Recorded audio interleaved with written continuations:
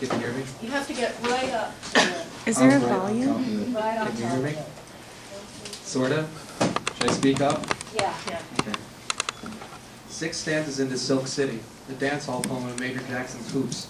The speaker says, "You've paid so much to enter this darkness, a shore of human flesh mingles." Major Jackson's poems, like that shore of flesh, like a dance club, build their own reference culture, a culture of Sun Ra, basketball, Bakhtin, Gwendolyn Brooks, and subway lines, creating an enveloping kinetic space. This space, with ideas grinding against music, grinding against race and Americana, against desire and God, is filled with people, with figures historical and fictional populating and making tangible a larger social discourse in his poetry. Many poets see the issues of class, of race, of religion and art, and either step aside or fail to engage. But Major Jackson's writing acts as a meeting ground for these discourses, both within and without the poem, acting in conversation with the reader and themselves. Major Jackson, an associate professor of English at University of Vermont and a faculty member of the Bennington Writing Seminars, has published 2 books, Leaving Saturn and Hoops, and his 3rd holding company is forthcoming from W.W. Norton. In 2002, Leaving Saturn won the Cave Canem Poetry Prize and was a finalist for the National Book Critics Circle Award. Major Jackson currently also works as the poetry editor for the Harvard Review and is widely published and anthologized. Having grown up in Philly, the city of brotherly love has left its mark on many of the poems in Hoops, from the subway line structure of his letters to Brooks to his continuing urban renewal project, a series of long-line, formidable poems that have appeared in each of his books so far. It is precisely the heteroglot polyamorous languages in Jackson's poems that make his writing such a treat. The words play off each other, alter meanings, spark new ideas, and speak profound truths to each other. Not only is the American city alive and in communication in Hoops, but so is language and poetry. Major Jackson's poetry has the pressure of a gun against a temple, the awe of a hot icicle lightning bolt, the import of a royal rhyme, and the sexuality of a beckoning darkness. There's already so much on the surface that I personally can't wait to dive in deeper. It gives me great pleasure to introduce our featured editor, social critic, collaborative artist, academic reader, and most of all, poet, Major Jackson.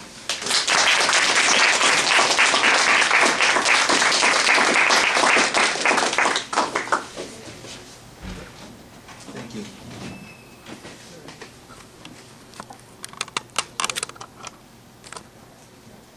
Hello. Here we go. Really a great pleasure to be here at UMass Boston.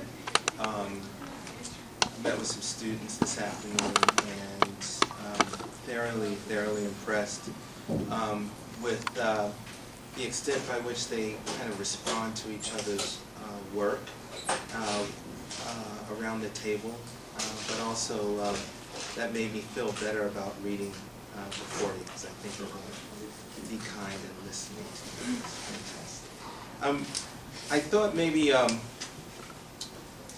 would read from Leaving Saturn, which is my first book, and I think I left it home, but I think that was important for me because there are kind of older poems that I'm very familiar with. I can probably read most of them without the book. But I felt like it was finally someone kicking a crutch from underneath me, and I'm not going to read those. And I'm going to read newer work and also work from Hoops. These are all poems from the next book, which is called Holding Company. How's the volume back there? No? Okay, great. A little bit more. Okay. Would it help if I just stepped up and talked from here? Is that fine? Okay. The book is called Holding Company, and all of the poems are pretty much driven by passion, desire, and also loss, failure of relationships. Manna. As if every evening your body is a smile mingling with the sea, or the sky's last song over the cenotaph of violets wilting in Eastham. On the day of the crime, the afternoon was empty. We were footnotes on the beach and came back the color of pancakes. I was giving the Rosicrucians another chance, knowing how hunger prevails us long after we've turned our backs on cruelty, to towards Faulkner and Seneca. My gratitude was fragile, for I was kissing the thorns. To see, shouted the marvelous girls, to see. Fever.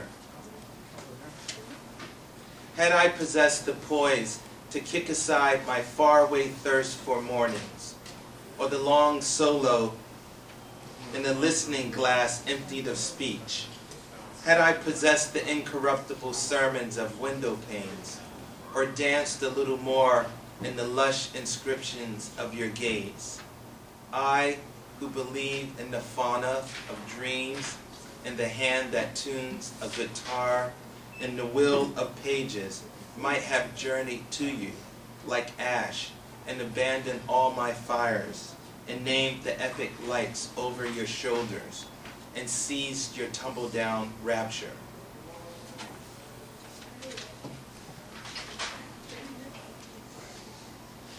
Are designer jeans still big?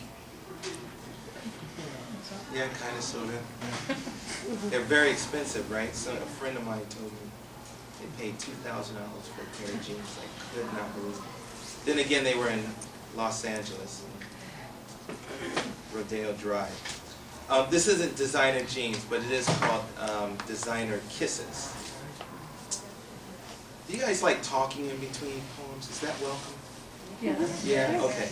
So, I was teaching at Columbia in Morningside Heights, Manhattan, and I just took the train, and I flew, then took the train from the airport, and always on the train was someone in like a public embrace. And this time, I thought it was an ex-girlfriend. And so, I went to my office, I had some time, and wrote this poem called Designer Kisses. I'm glum about your sportive flesh in the empire of blab, and the latest guy running his trendy tongue like a tantalizing surge over your molars. How droll. Love by a graveyard is redundant, but the skin is an obstacle course, like Miami, where we are inescapably consigned, tourists keeping the views new. What as yet we desire our own fonts of adoration. By morning, we're laid out like liquid timepieces, each other's exercise in perpetual enchantment. For there is that beach in us that is untranslatable. Footprints abound. I understand. You're at a clothes rack at Saks, lifting a white linen blouse at tear's edge, wondering.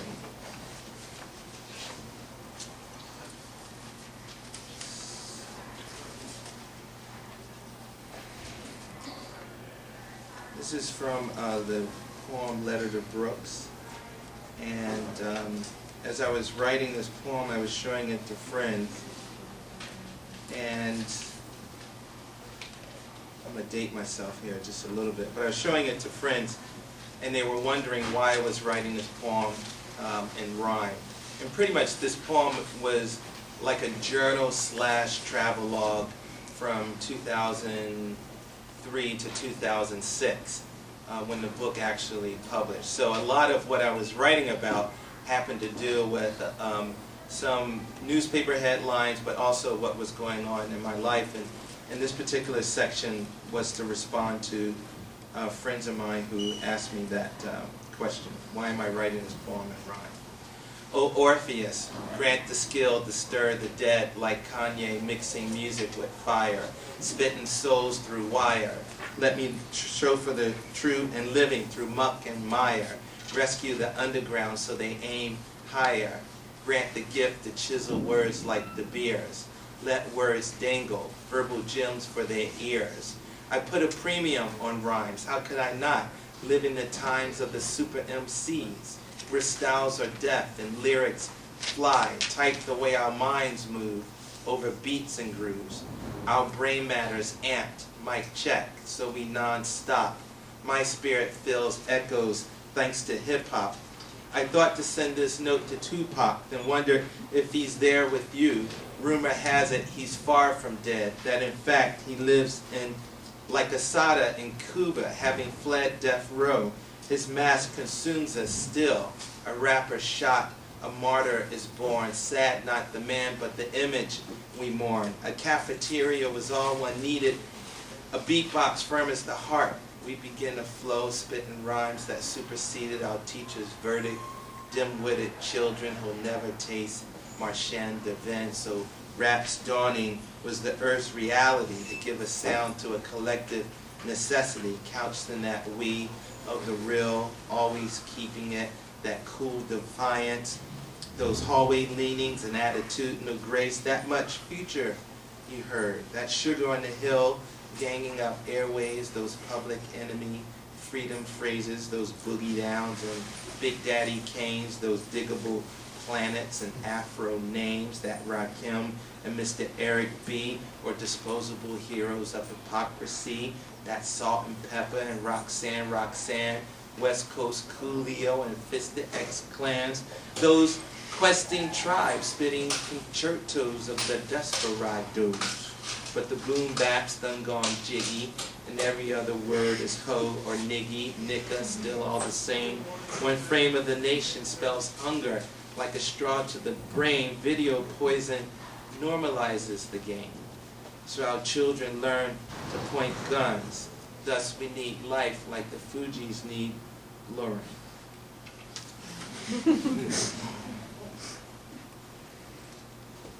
You guys are out there in that school. Okay, more hoops. This is a poem called Urban Renewal, and it's in sections, and this is number 18.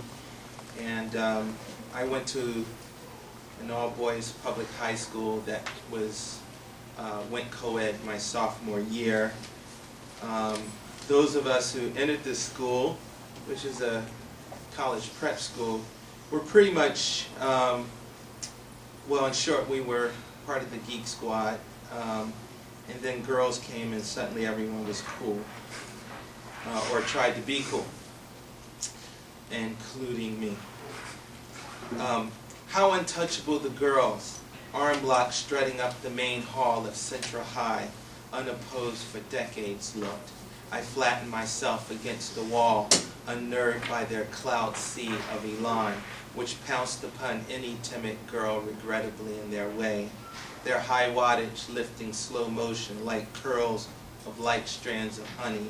The swagger behind their blue-tinted sunglasses and lowrider jeans hurt boys like me. So vast the worlds between us, even a slightest whiff of recognition, an accidental side glance, an unintended tongue-piercing display of juicy fruit chew was intoxicating and could wildly cast a chess-playing geek into a week-long surmise of inner doubts, likelihoods, and depressions.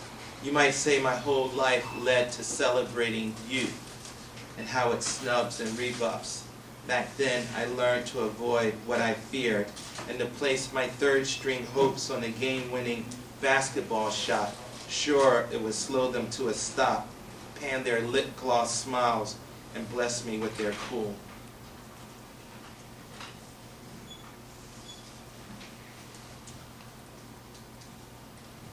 So, some new poems.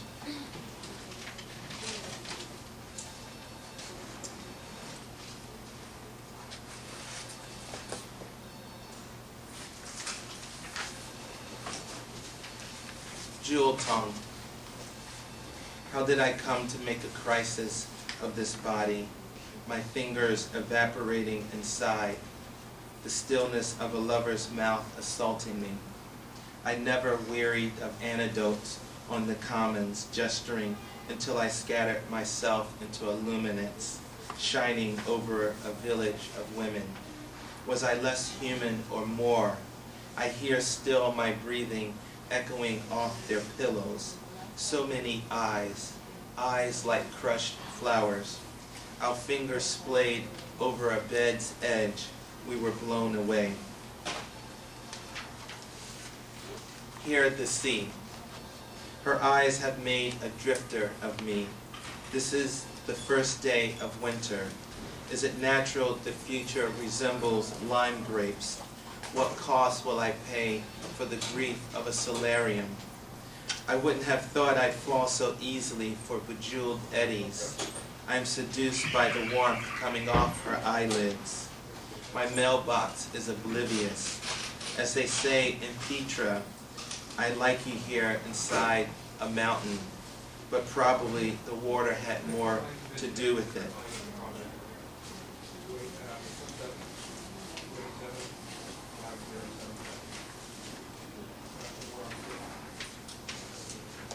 Leave it all up to me. All we want is to succumb to a single kiss that will contain us like a marathon with no finish line. And if so, that we land like newspapers before sunrise, halcyon mornings like blue martinis. I am learning the steps to a foreign song. Her mind was torpedo and her body was storm, a kind of wow. All we want is a metropolis of Sundays, an empire of hand-holding and park benches. She says, leave it all up to me.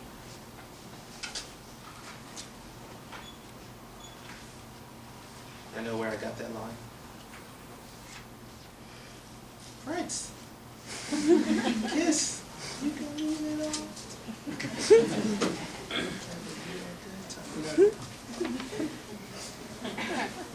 Or removing the wedding band. As though I'm dreaming the mountain from the sea, or twizzling hands from a watch, a quick fixed change of regimes, a democracy lost to a monarchy, an empty sudden village, and elsewhere the wedding party lining up like a lost tribe of refugees. As though a reverse whisper of vows into a pageant of elegant ears, when the heat in the O cooled as death do us, and the storm inside seething below, the flowers, gowns, cake, its own institution.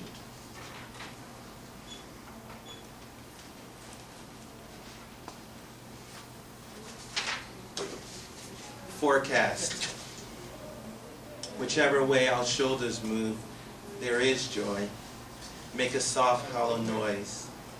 We've our own hourglass, and no one else to blame.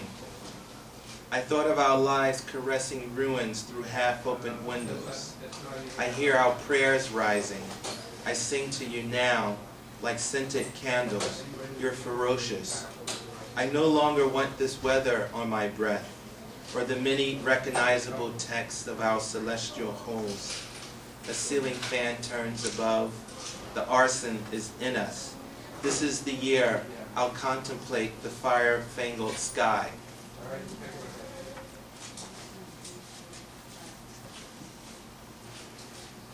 So this is the title poem, Hoops, and it's written in quatrains. What else can I tell you about it? Oh, the speaker is in 4 sections. It's a somewhat long poem, so I beg your patience. The speaker is a young man who is meant to be like an urban ballad, in which the speaker just left church on a Sunday and hits the basketball courts, and a tragedy happens. You'll hear it. And he's college-bound, this kid, and kind of reflects on his life growing up in the city, in this particular section of the city. Can you hear me? That's probably better, right? Okay. I feel like I'm swallowing this mic. Wrong. Hoops. By a falling cyclone chain-link fence, a black rush streaks phonetic hoops, and one alone from a distance breaks above the undulant pack, soars. More Sunday skywalk, he cups the ball, whirling his arms, swoops down a tomahawk. Radar, don't fly without me. That's Big Earl who coughs and downs his bottle of 40 ounce of Old E, and laughter makes its rounds. I'm crossing a footpath of a city block, a short rut that snakes between a lush epitaph of dandelions and weed brush behind Happy Hollow courts. The ghost of a staircase echoes here. sign of lives lived, of souls lost. Faded hues of graffiti lines bombed on the wall. Faye says, don't stop the body rock. At gate's entrance, my gaze follows radar and his half-cocked jump shot.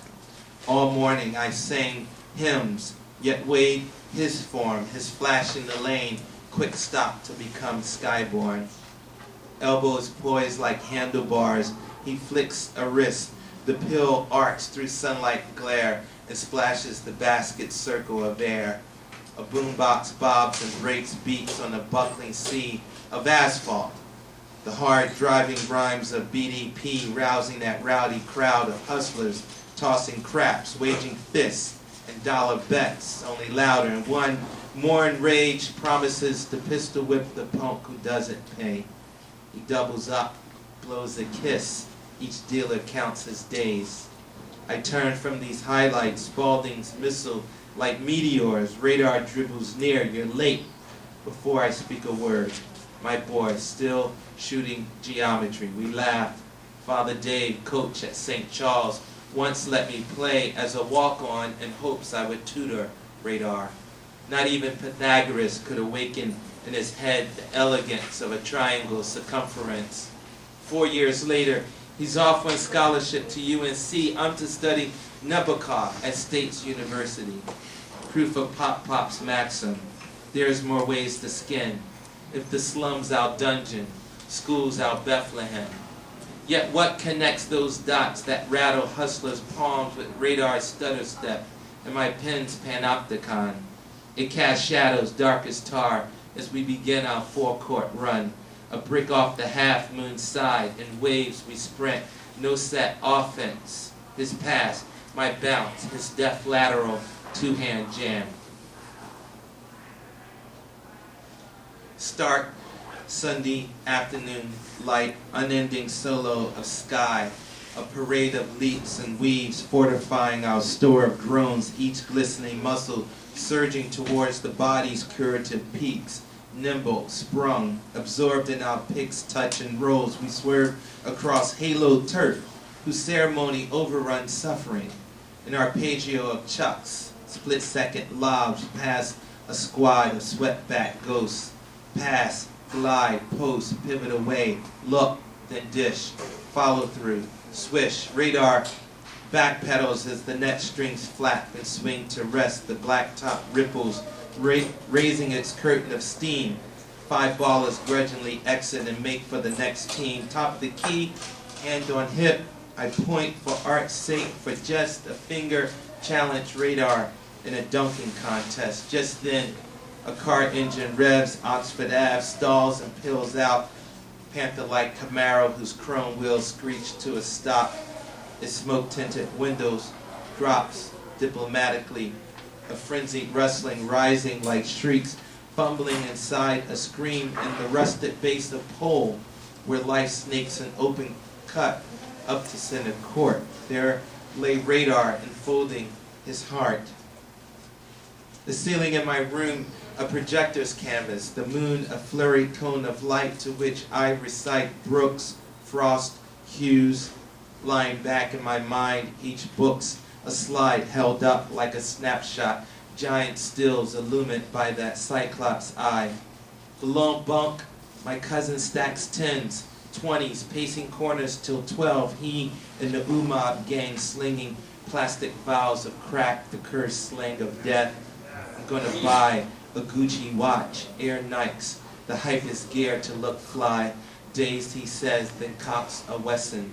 What spells in the ovals of dead men's eyes, other circles festooned above my head, O's on the tongue and bitter to the edge. We die soon, a darkness spreads, at first as clouds floating like this craft-spirited march, then arise faces of friends resting in caskets. Deshaun, Darnell, Lowell Mike, Chantel, a slideshow whose carousel double quick click ricochets shots across this elegiac. Gazing its portraits, I muse, this ceiling's more their grave, then lower my eyes to toss my grief on the shelf of their sinking coffin. beside that lone rose laid for dear parting, and here rise from earth the hurt motto bred as my pen's pitch of dirt pyramids my dread. Fuck tomorrow, that's how I'm living, kid. Fuck tomorrow. It was Tupac on the waves, thug to life. By song's end, he's martyred again. My cousin lounges back inside the rap's refrain, fingering his square sack of spliff. He lip syncs his resurrected lyrics. His pain shrinks to drags of dialect. We'll read the last section.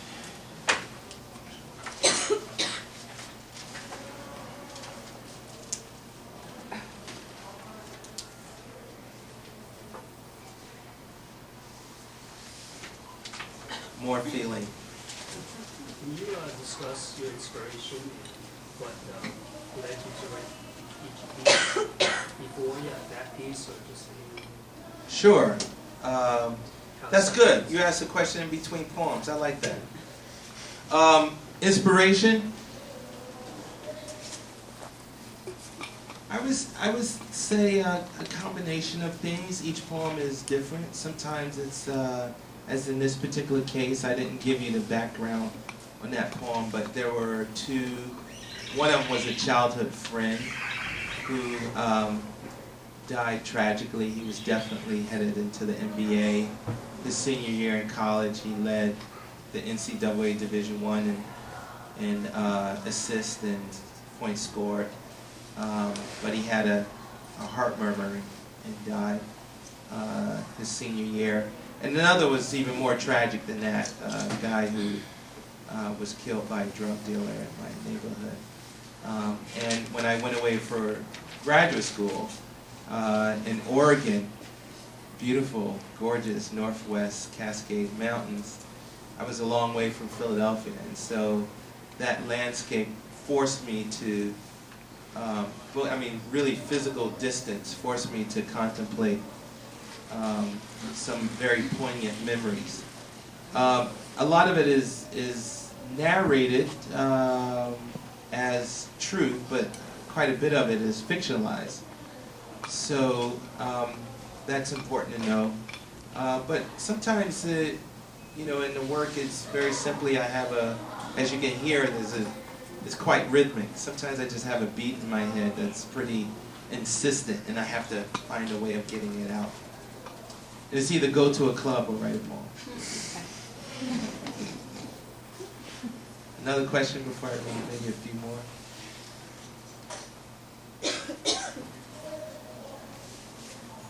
Okay, this is the last section of the letter to the poet Gwendolyn Brooks.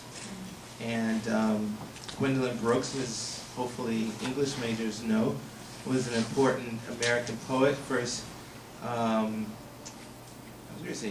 woman poet, I think that might be right, to win the Pulitzer Prize in poetry, but definitely the first African-American or black poet to win the Pulitzer Prize. She died in 2000. She was born in 1917. She was a mentor to a number of poets of all stripes. And you probably know her most famous poem, which is, oh man, who said that? Thank you. We Real Cool. Anyway, I'm going to just read a few. I'll read this last section, actually.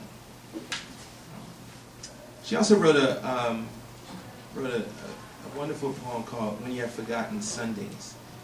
And I used that as the opening, or at least opening for this section. When you have forgotten to bring into play that fragrant morsel of rhetoric crisp as autumnal air, when you have forgotten, say, sunlit corners, brick full of skyline, row homes, smokestacks, billboards, littered rooftops, and wondered what bread wrappers reflect about hunger. When you have forgotten wide-brimmed hats, Sundays, backseat leather rides in church, the door locked like a silver cane, the broad backs swaying or the great moan deep churning, and the shimmer flick of flat sticks, the lurch forward, skip, hands up, Alvin Ailey-esque drop. When you have forgotten the meaningful bop, hustlers, and their care what may blasé ballet in flight. When you have forgotten scruffy yards, miniature escapes, the way laundry lines strung up sag like shortened smiles. When you have forgotten the fish man barking his catch in inches up the street. I've got porgies, I've got trout, fish man, or his scoop and chain scale, his belief in shad and amberjack. When you have forgotten Ajax and tin pails, blue crystals frothing on marble front steps Saturday mornings, or the garden of old men playing checkers, the curbs whitewashed like two lines out to the birds, or the hopscotch squares painted new in the street, or the pitter-patter of feet landing on rhymes. How do you like the weather, girls? All in together, girls. January, February, March, April. The jump ropes is portentous, looming, their great aching love blooming. When you have forgotten packs of grape-flavored now and laters, the squares of sugar flattening on the tongue, the elation you felt reaching into the corner store jar, grasping a handful of blow pops, candy bars with names you didn't recognize but came to learn, all the turf battles, all the war games. When you have forgotten popsicle stick races along the curb and hydrant water fights, then retrieve this letter from your stack I've sent by clairvoyant post and read by light, for it brought me as much longing and delight. This week's Father's Day, I've a long ride to Philly.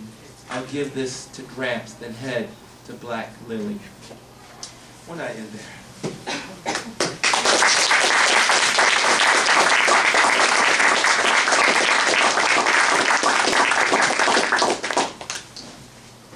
Questions? Yes, did you want me to? Not, Sure. yeah. Yeah, I'm glad you mentioned Gwendolyn Brooks. She defined poetry as life distilled. How would you define it? Life distilled. Someone said earlier, a memorable speech. I think that's pretty accurate. The wonderful thing about poetry is that it's elusive, but at the same time we know that there's some basic things about it. One, that it's not only distilled, but in that ideal of distillation is compression, and getting at the essence of something. I think poems also have a musical quality to them, which doesn't necessarily mean it has to be reflected in a sound, but that the poet needs to make a sound that is unique to themselves. What we call lyricism, your own lyric self, has to be present. Meaning that you can't sound like somebody else in the end, you know? You have to bring to bear in the poem your own experiences and your own unique kind of use of language. In a way that prose writers, I find, probably do not have that same pressure. Prose writers have to kind of use descriptive language, and we have to find various ways to use language so that it goes beyond mere description, but that the language becomes an experience itself. You know, definitely. Thanks for that question.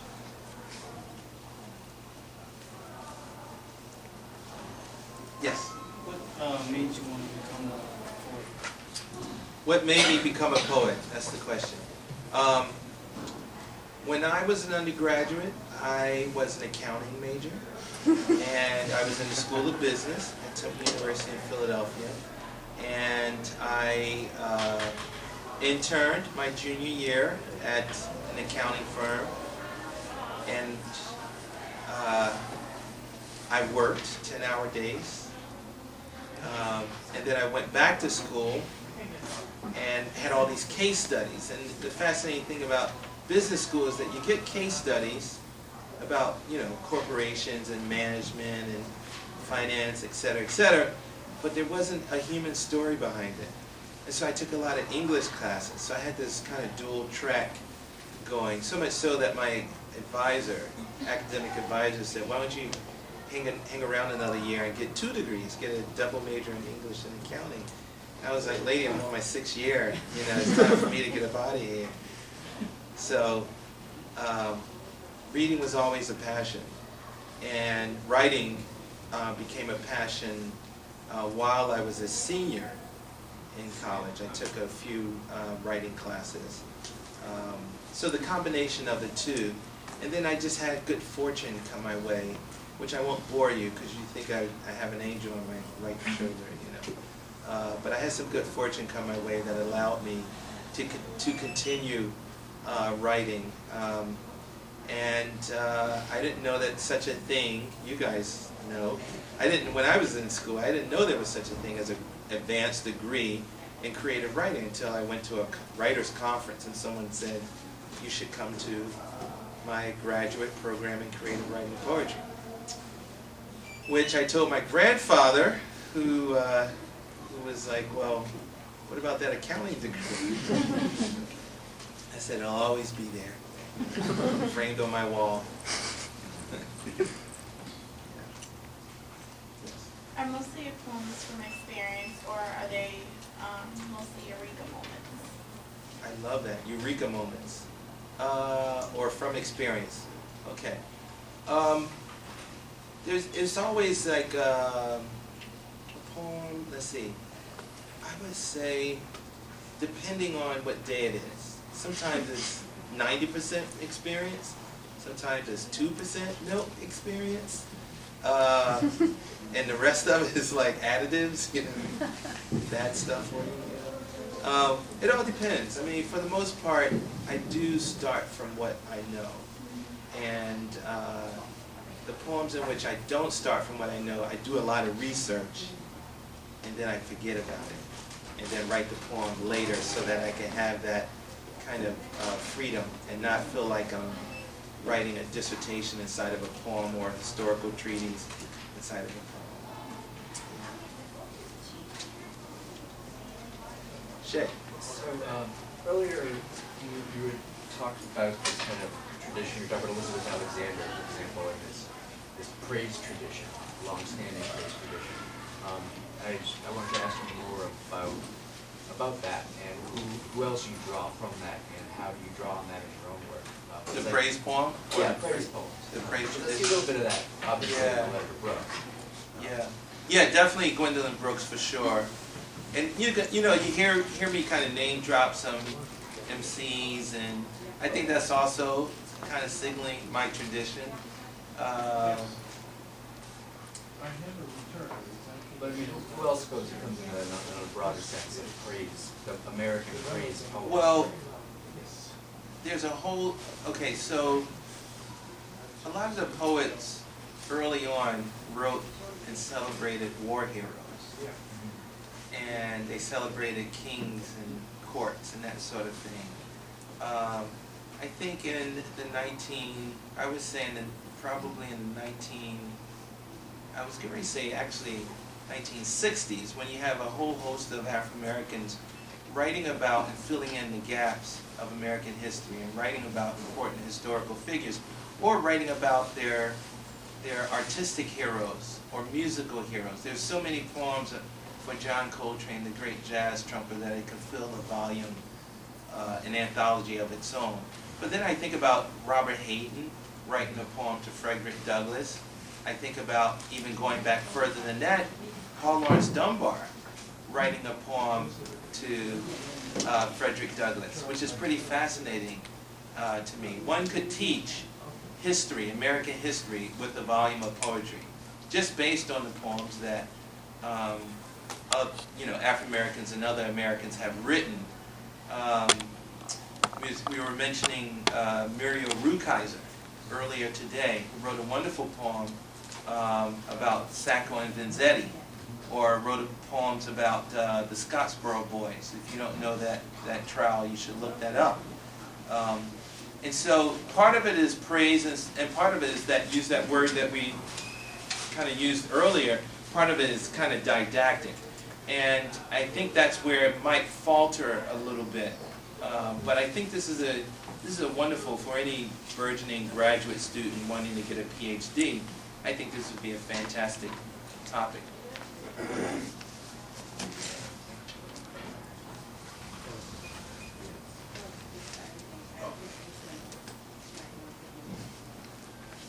I had a question. Yes. the letters to Brooks, and you mentioned that your friends asked you, well, why would you want to write in rhyme royal? And I want you to talk a little bit about the pressure behind that question, because I think a lot of these students are in an introductory class in poetry as literature, Yeah. Art of poetry, and would think that, well, isn't poetry written in rhyme? Right. What was the problem? Right. Well, rhyme probably went out. Well, it all depends. I mean, if you grew up on like lullabies or those nighttime stories, maybe you had a sense of rhyme. Actually, serious American poetry gave up rhyme with modernism for the most part. There's a few kind of lucky people, great poets who write formal verse, but for the most part, I think I guess we expect poems to be written in free verse. I'll never forget my aunt coming up to me after a reading when I first started writing poems, before I was even published, came up to me and asked me, they called me Little Man. Little Man, what's that kind of poetry you write that doesn't rhyme? Yeah, because all she knew was that poems rhyme. So, I told her it's free verse. She said, oh, free. Free from that constraint, So I guess the pressure, wasn't, for me, I never felt conflicted about that, because I always thought it's such the poetry as a craft is so much to learn, and why limit yourself to one corner of the room? Every poet should have a facility with form. Every poet should learn how to write with a textured ear. A lot of poems are written as if the poet hasn't even thought about rhythm or rhyme. I'm not saying that we need to go back to meter of counting stresses, but at least taking on that challenge. Even in your failures, you learn something.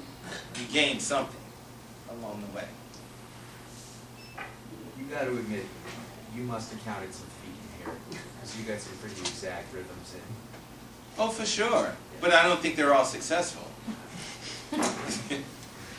Just because they're in the book. Hi. Do you have any favorite poems of yours, or that you most hear? Yeah, I do, and they're all in that book that I said I wouldn't read from. I mean, that I accidentally left home, that I don't think was such an accident, because I feel like I rely on them. But they're poems that are definitely closer to my life, very autobiographical. They're also poems that taught me about writing. I mean, in the process of writing, I learned something about some aspect of the craft of writing. And then, there are also the poems that enrich my life, because I uttered something that, had it not been for the occasion of writing a poem, I wouldn't have learned about myself or about my family or the people around me. Meaning that there was some deep, buried truth inside me, and the act of writing brought it up. You hear a lot of writers and authors and painters and musicians, you go to ask them why did they write that passage that way, or why did they put that note in there? And they all say, I don't know, but that's because it comes out of some deep inner resource inside of us. And those are my favorite poems. I mean, they may sound, for me, they may sound pat, but I know that those poems have some legs because other people will have adopted those poems as important to them. Once I was at a writers' conference, and a guy, this was in Jersey, the Geraldine R. Dodge Poetry Festival, and a guy came up to me, and since it was a conference, I figured everybody there was a poet. He's like, no, I'm a reader and also a therapist in New York City, and I run a group meeting for men who batter their wives, and I open up each meeting with your poem, How to Listen. And that just like floored me. A, if you told me to sit down and write a poem for men who batter their wives, I would be stricken. I wouldn't know what to write, you know. But somehow, you know, and nor would I have any experience with that, unfortunately. But it's pretty amazing when you write something and it becomes important, more important to someone else than yourself. It's a beautiful thing about art and commerce. And plus it outlives you. If you write a poem and you get it published somewhere, you die, but the poem exists forever and becomes some sort of evidence of your presence in the world. It's a beautiful thing. Beautiful. Like you all. So thank you so much.